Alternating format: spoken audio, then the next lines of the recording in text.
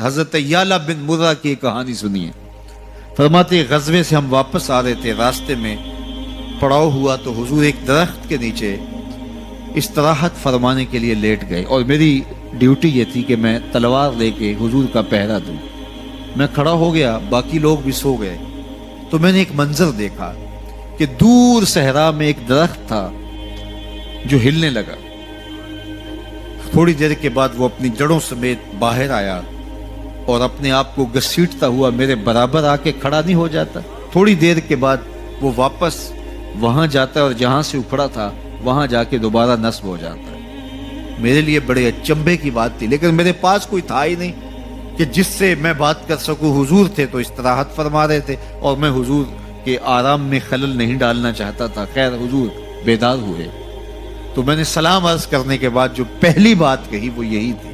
میں نے کہا حضور وہ جو سامنے درخت ہے تھوڑی دیر پہلے وہ اپنی جگہ سے اکھڑا تھا، شاخوں کے بل اپنے آپ کو گھسیٹتا ہوا یہاں پہنچا، پھر میرے برابر آ کے کھڑا ہو گیا، پھر تھوڑی دیر کے بعد واپس وہاں جا کے نصب ہو گیا۔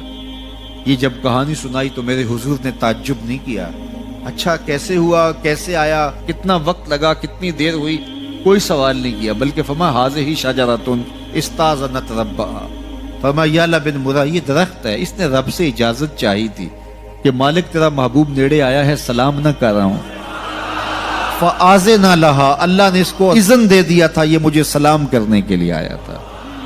درختوں کے کلیجے بھی تڑپتے ہیں کہ حضور کو سلام کیا جائے۔ وہ کہانی تو آپ نہیں بھول سکتے جب ایک عربی نے کہا کہ حضور میں آپ کو نبی تب مانوں گا اگر وہ درخت آپ کی نبوت کی گواہی دے گا، آپ اگر اس کو بلائیں گے۔ تو میرے حضور فرماتے ہیں میں نے کیا بلانا، جا کے تو ہی کہہ دے تجھے اللہ کا رسول بلا رہا ہے۔ درخت اپنے آپ کو گھسیٹتا ہوا حضور علیہ السلام کی خدمت میں حاضر ہو جاتا ہے۔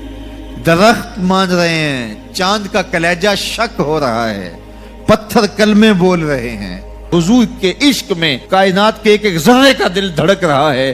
وہ کیا کسی نے کہا تھا، زمین جل رہی ہے، آسمان جل رہا ہے، محبت میں سارا جہاں جل رہا ہے۔